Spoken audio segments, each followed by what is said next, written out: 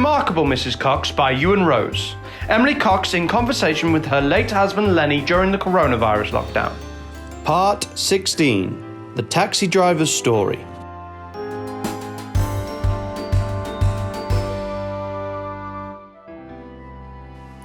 It's descended into a bit of a farce, really, Lenny. The politicians seem to have fallen out with the scientists, and the scientists fallen out with each other. Everyone you listen to thinks they're a carrying expert. Some says we should never have locked down. Some says we was too late. While there's even some as says we should lock down forever.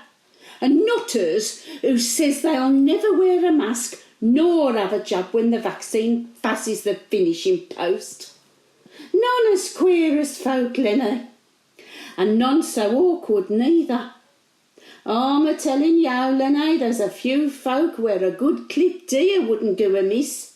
Which makes the revelations of today's little adventure even more humbling as I reflects with you now. I know you'll agree with me, Lenny. You always had a kind heart. One of the many reasons why I love you. So, me and Valeria am in what they calls a bubble. Now, of course, I understand all this bubble business, really, but me and Valeria are blowing bubbles together, which they mean what it sounds. We haven't got soapy tins and finger hoops, but we've elected to bubble into each other's houses and go promenading together. Well, today Valeria had arranged our first day out to have summer to eat and take advantage of this half-price offer the government and doing. Mr Yum Yum, as Valeria calls Boris, which I'm a bit juvenile, I know, but made me laugh all the same.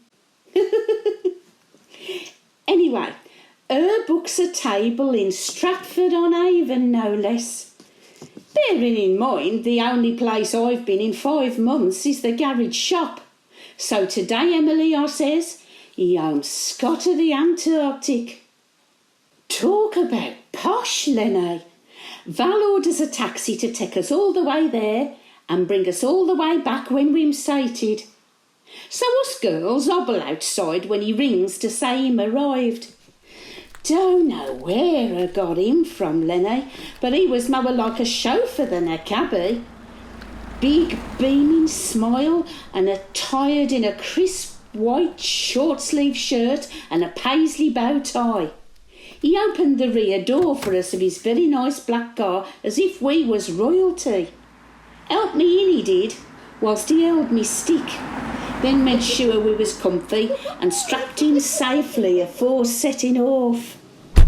Cool, this leather smells like sandalwood, Val. Beautiful, isn't it? Driver, I don't think I've ever seen a car so pristine. Thank you, Azea Dirtion. Eh? I mean, of course, ladies. What's your name, chap? I am Karam Kared. It is my honor to drive you today, keeping my social distance, of course. Of course.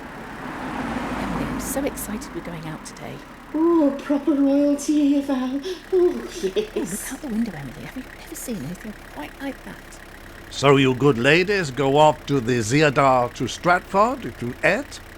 Well, we were, but it's not reopened yet, nor sadly has the theatre.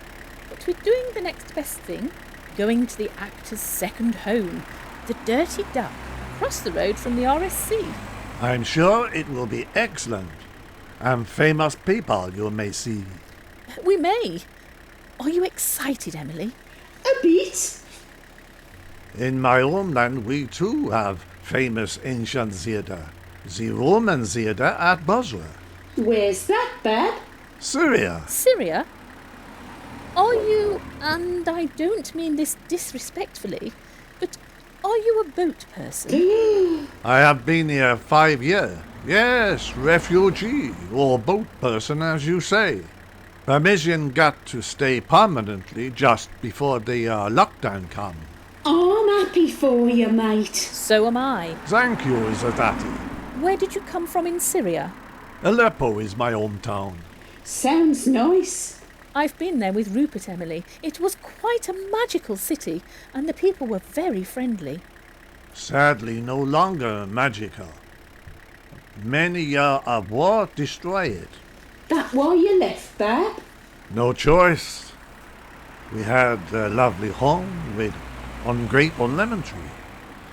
It was bound and banned by a sad till nothing stood.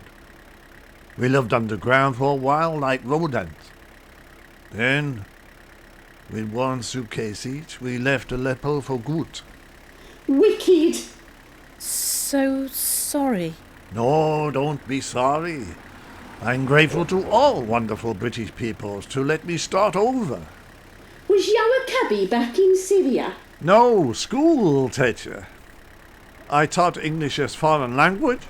I couldn't do that here, really, as you already speak English very well. Some of us. All right, Miss Plum me mouth.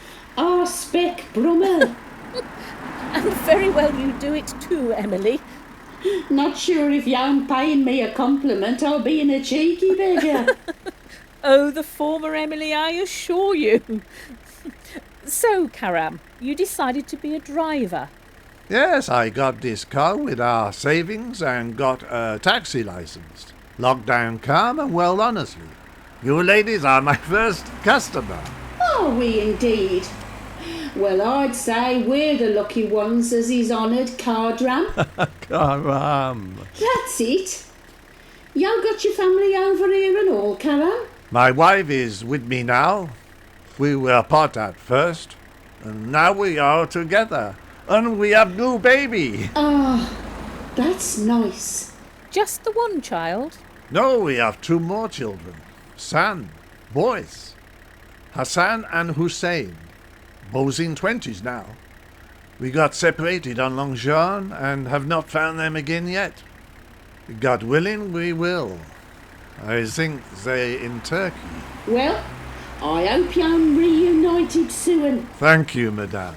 Take right, Val. No, it's not, Emily. But Serdar is a joyous dog, and we will not be dwelling on morbid matter. I look forward to dangling my toe in the famous River Avon, whilst you ladies are at lunch. You should have something to eat and all. Thank you. I have the kibash my good wife prepared for me.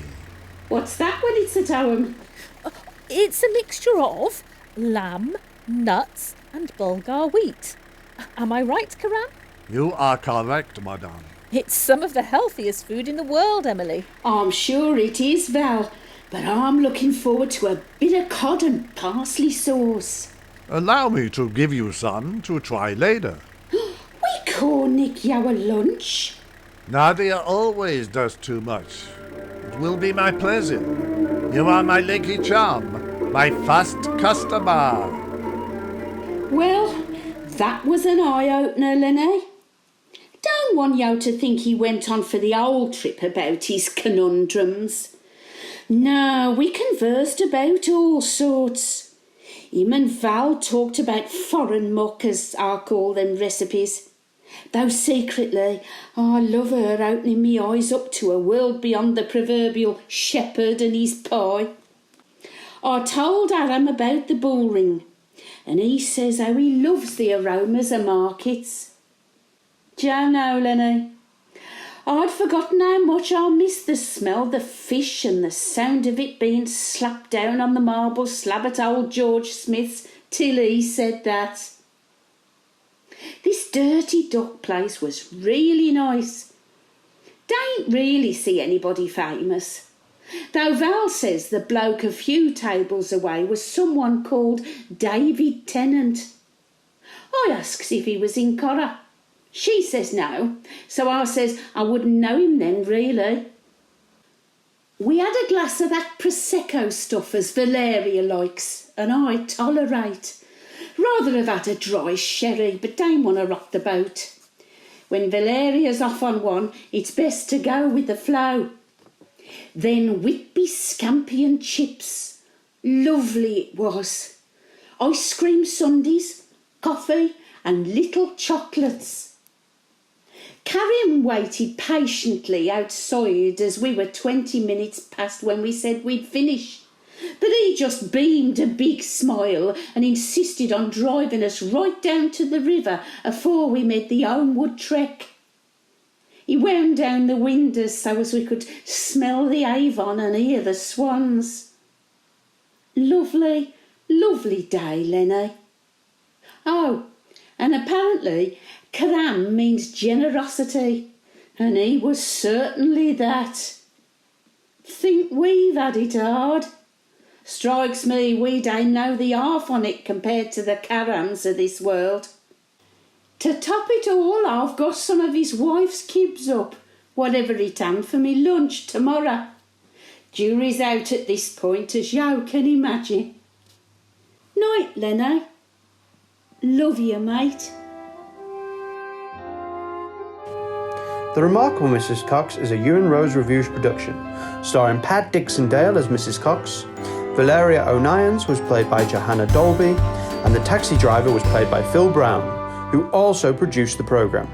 Original music was by Adrian Kimberlin.